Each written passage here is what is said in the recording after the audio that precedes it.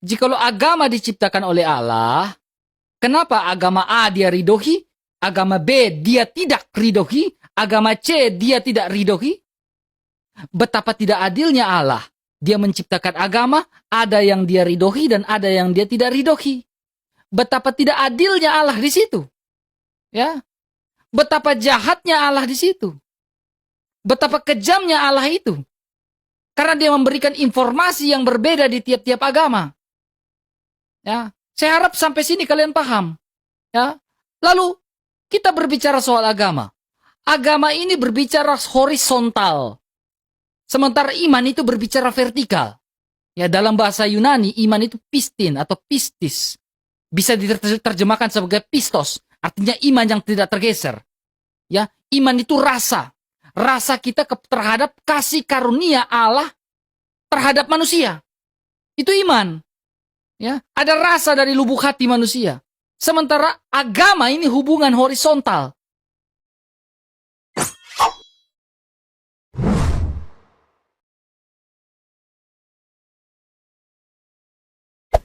Hey there. Subscribe to my channel. And also press this bell icon. بسم الله الرحمن الرحيم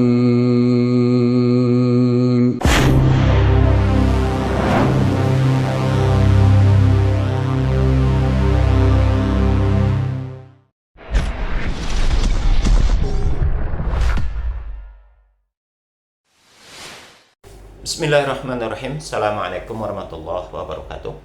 Alhamdulillahirabbil alamin. Wassalatu wassalamu ala asyrafil anbiya'i wal mursalin wa ala alihi wa sahbihi rasulillahi ajmain. Rabbi shrah li sadri wa yassir li amri wahlul 'uqdatam min lisani yafqahu qawli.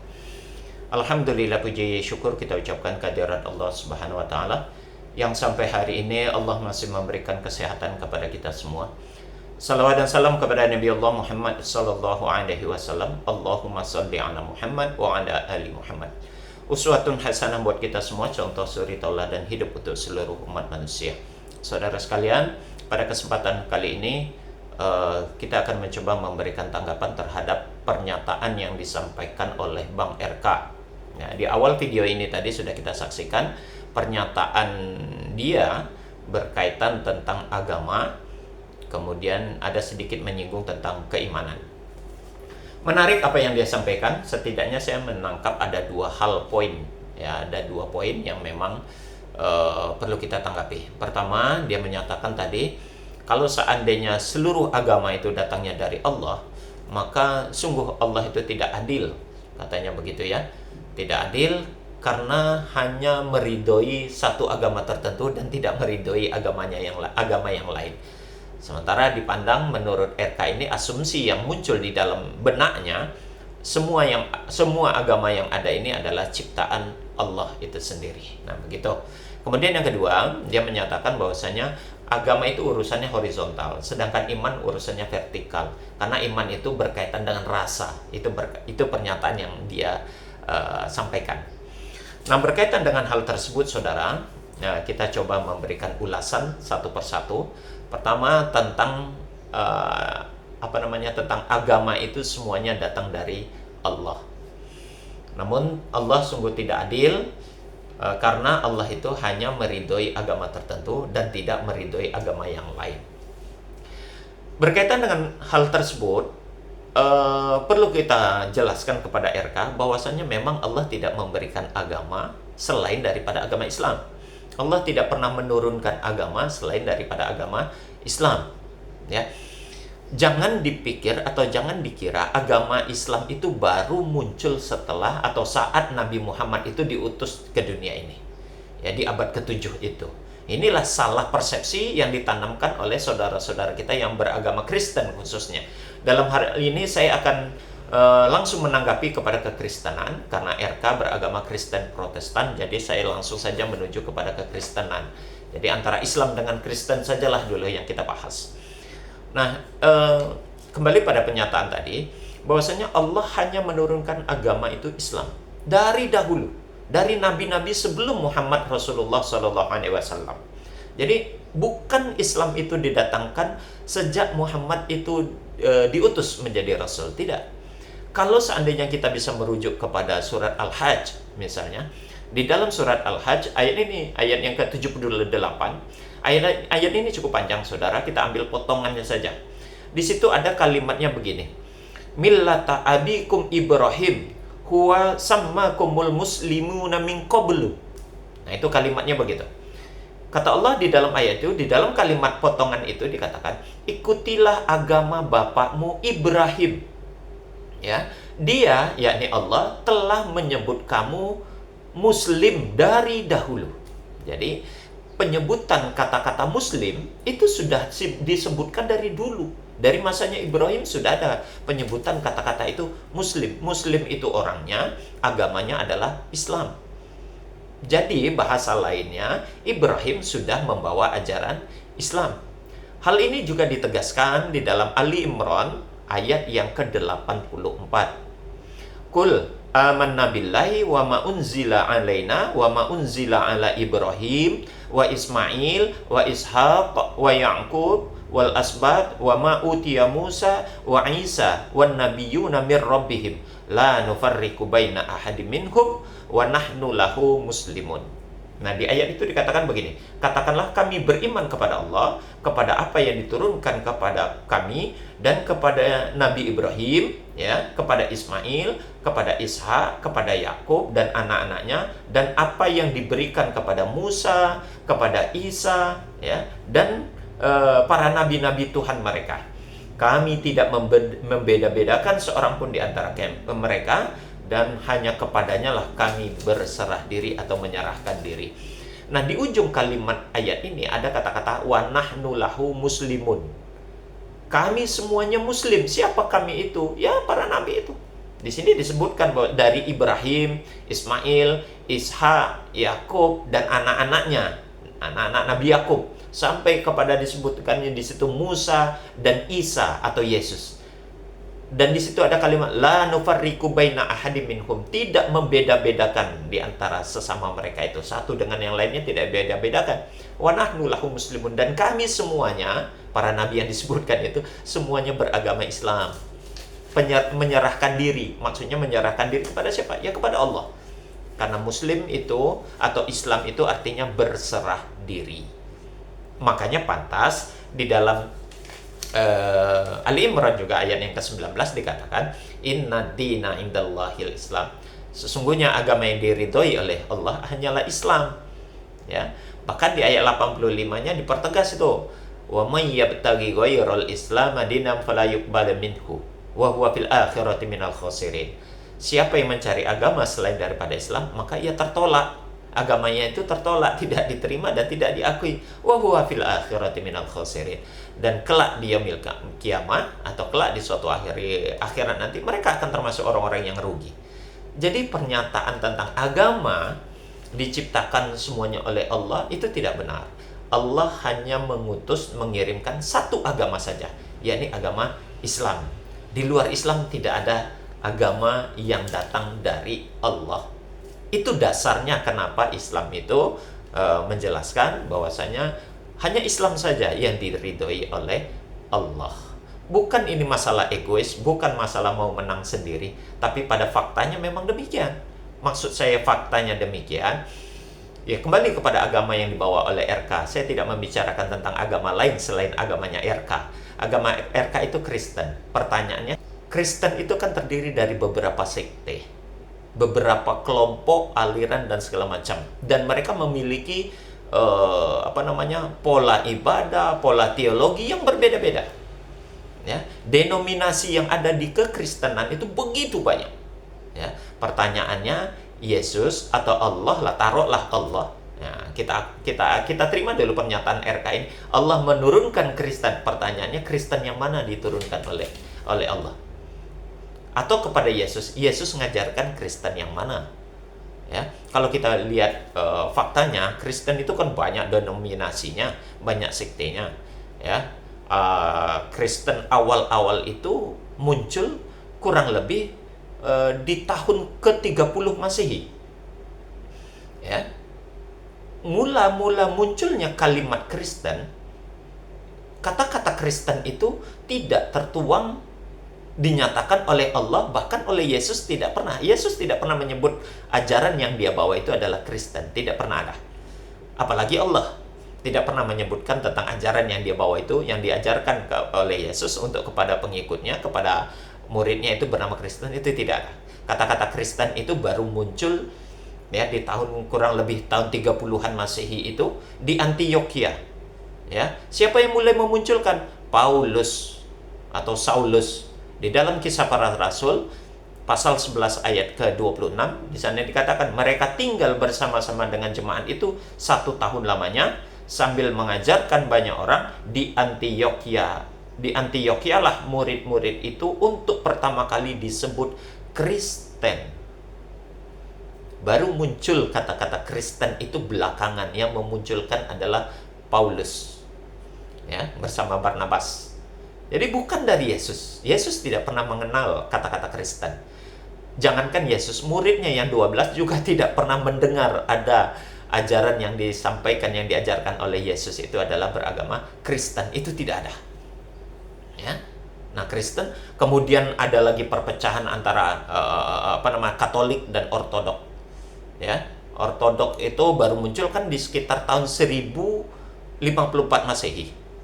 Ya, terjadinya konflik antara gereja timur dan barat, maka tercetuslah adanya Kristen Katolik Roma itu untuk gereja barat, kemudian Ortodoks itu untuk daerah Eropa Timur.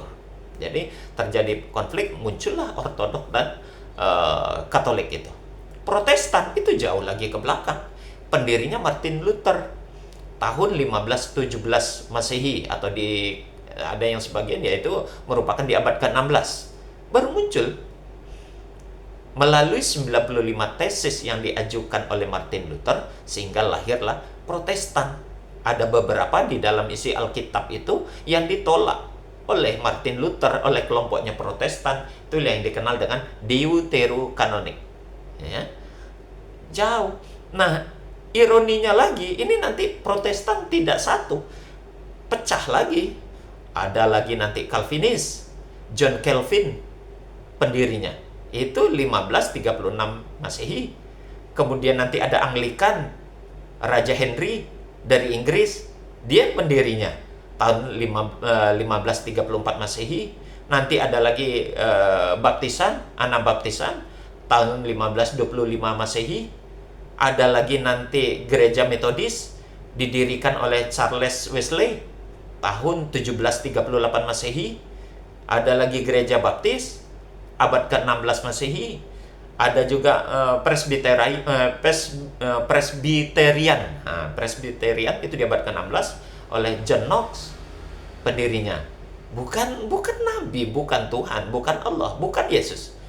Ya, pendirinya. Ada lagi Pantekosta atau yang kita kenal juga dengan karismatik itu di abad di tahun ke-1901 Masehi. Ada lagi nanti Advent hari ke-7, pendirinya itu Ellen White. Itu di tahun 1863 Masehi. Kemudian lagi ada Saksi Yehova. Saksi Yehova ini kalau saya tidak salah mulai munculnya itu di tahun 1870-an. Tapi resminya itu di tahun 1931 Masehi kurang lebih. Siapa pendirinya? Charles Russell. Nah, Charles Russell juga bukan dari Allah berarti. Nah, kemudian ada Mormon tahun 1830 Masehi yang didirikan oleh Joseph Smith ya. Nah, nanti ada satu hal yang saya terlupa, ada Ortodok Oriental. Yang ini termasuk awal-awal tahun 451 Masehi ya. Ini lahir berdasarkan Konsili Chalcedon ya. Ortodok Oriental ini nanti terpecah tuh. Ada Ortodok Koptik, ada Ortodok Armenia, ada Ortodok Syria. Nah, pertanyaannya, kalau RK tadi mengatakan seluruh agama itu datang bersumber dari Allah, pertanyaan saya kepada kekristenan yang agama dianut oleh RK ini, dari sekian banyak sekte yang diajarkan, yang dipecah dan yang ada di dalam kekristenan, pertanyaannya Allah mengajarkan Kristen yang mana? Tidak ada. Sedangkan kata-kata Kristen itu aja tidak ada muncul dari Yesus. Tidak pernah ada Yesus menyebutkan Kristen itu ajaran yang dibawa oleh dia. Jadi sangat keliru besar kalau dikatakan semua agama itu bersumber dari Allah. Kristen itu adalah buatan manusia. Saya sudah sebutkan tadi itu. Pendiri-pendirinya, nama-nama sektenya atau denominasinya, tahun berapa berdirinya, itu sudah saya sebutkan. Pendirinya semuanya adalah manusia biasa. Makanya pantas Yesus di dalam Matius pasal 15 ayat ke-8 dan ke-9 dia mengatakan begini. Bangsa ini memuliakan aku dengan bibirnya, padahal hatinya jauh daripadaku. Percuma mereka beribadah kepadaku, sedangkan ajaran yang mereka ajarkan ialah perintah manusia. Jadi prediksi Yesus tentang ajaran Kristen itu tidak salah. Sudah disebutkan sinyal tentang kekristenan itu adalah ciptaan manusia atau ajaran manusia, itu sudah disebutkan oleh Yesus jauh-jauh hari. Makanya dinyatakan di sini dalam Matius pasal 15 ayat 8 dan 9, percuma saja mereka beribadah kepadaku, sedangkan ajaran yang mereka ajarkan adalah perintah manusia. Faktanya sudah jelas, saya pecahkan tadi itu urutan-urutan pecahan-pecahan sekte-sekte yang ada di kekristenan, semuanya masing-masing adalah perintah dan ajaran yang dibuat-buat oleh manusia, oleh para pendirinya masing-masing. Itu yang pertama. Yang kedua, tadi RK memisahkan antara agama dan iman. Ini keliru besar. Dia mengatakan agama itu urusannya horizontal, iman itu vertikal. Begini, agama dan iman itu tidak dapat dipisahkan antara satu dengan yang lain. Inilah risiko agama didirikan berdasarkan dari konsep filsafat Yunani begini. Ini konsep filsafat Yunani, tadi dia menyebutkan itu.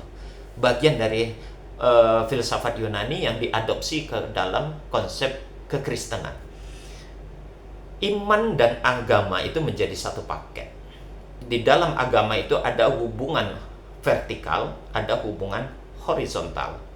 Hubungan vertikal itu hubungan kepada Allah, horizontal kepada sesama manusia dan sesama makhluk hidup ciptaan Allah. Iman dan ibadah itu ada kaitannya kepada vertikal dan juga ada ikatannya kepada horizontal. Ya, makanya dia menjadi paket yang tidak dapat dipisahkan antara satu dengan yang lain. Kalau dikatakan iman itu adalah rasa, kata RK, keliru besar. Iman itu adalah keyakinan yang sifatnya batiniah, ya, sifatnya batiniah yang mengikat antara kita sebagai makhluk kepada Allah sebagai sang khalik. Kita makhluk yang diciptakan, khalik yang menciptakan, atau Allah itu yang menciptakan. Jadi dengan melalui agama kita melaksanakan hubungan kita secara vertikal kepada Allah dan horizontal kepada sesama manusia. Jadi paketnya paket lengkap gitu. Dalam agama itu ada iman, ada amal. Ya, makanya tidak bisa dipisahkan. Makanya iman kita dibuktikan dengan amal perbuatan. Ibadah kita itu diatur dalam konsep beragama. Lain mungkin di Kristen, karena memang di Kristen itu ibadahnya dia bisa buat sendiri. Lain yang diajarkan oleh Yesus, lain yang dia buat di dalam kekristenan. Makanya mungkin inilah yang menyebabkan agama dia anggap urusan horizontal, iman baru vertikal. Keliru besar.